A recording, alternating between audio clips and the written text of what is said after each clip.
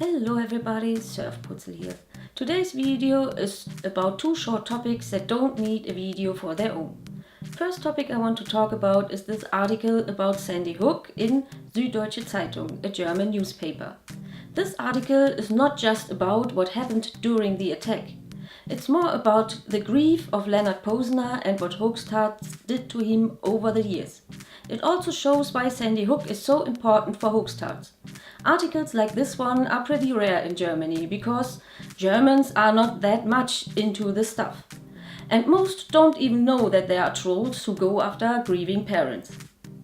In this article it says, now it is for most people hard to imagine what it means to lose a child, but what Lenny Pozner experienced blows every imagination force.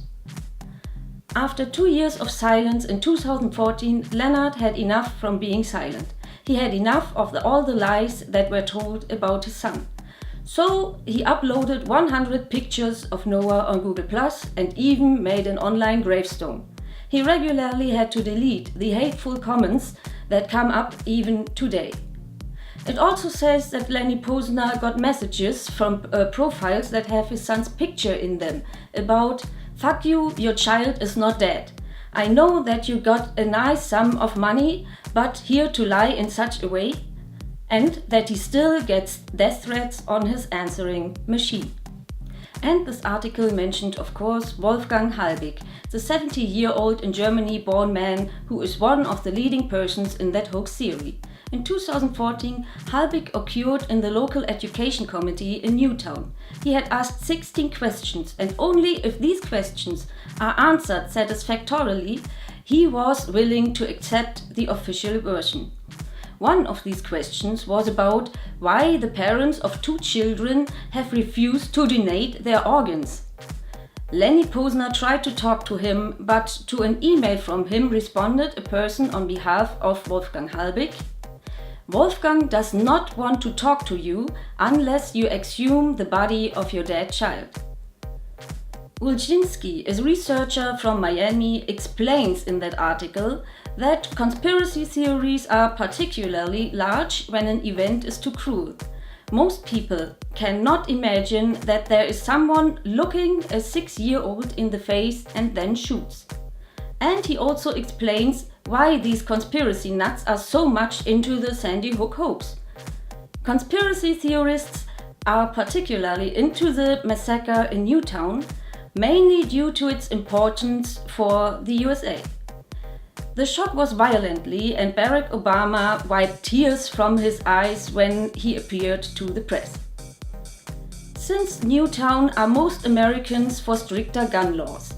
The laws were only in individual states somewhat more strict, but the mere fear of further restrictions led to that more weapons were sold like there were ever been sold before.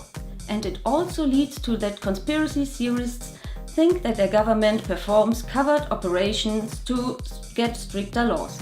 The debunker of the Sandy Hook hoaxtards and their work are also mentioned in this article, which I think is really great because that was, as far as I know, never mentioned in any German article before.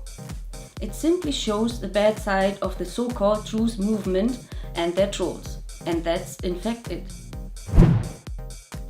Next topic is Lesta Nediam. This never-ending story got now complete ridiculous, more than before. Subject is this time a comment of Lesta. She wrote that she saw me breathing at the end of this video, which is impossible because it's just an image, in the last 2.5 minutes. Lesta tries to say that this was just a joke, but I don't believe that. I think that Lesta just failed this time. Why should someone who always cries how everyone misrepresents her make such a joke? Lesta said it was to break the ice between us, but that is completely bullshit. We were already talking with another account from me. I even mentioned it in the video back then. Lesta tried it, of course, with twisting the situation like she needs it. For example, she said that she explained it was a joke before I posted it, which is just a lie, as you can see here. Lesta had no clue what I was talking about until I posted it, so I don't think it was a joke. Lesta also tried to say that her first comments under this post were also just a joke. Nice try, Lesta, but fail. Even others don't understand your joke. I caught you many times lying or at least twisting the truth how you need it. So tell me, why should I believe for even 1 second that you are joking with that? By the way, I still wait for an answer to my question. What would you think if the situation would be that I would have made such a comment? Would you believe me when I say it was a joke afterwards? No, you wouldn't. You would ride that damn horse until it's dead, am I right? We both know how this goes every time. You try to get my attention, and when you have it, you cry about how mean and bad I am. But since I know that you and your friends love to play with me, you have nothing to complain about.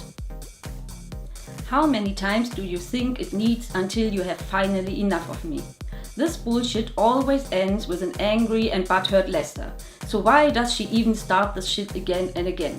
Let me know in the comments if you have any idea why. And with that, I'll end this video. Thanks for watching, bye bye and stay tuned.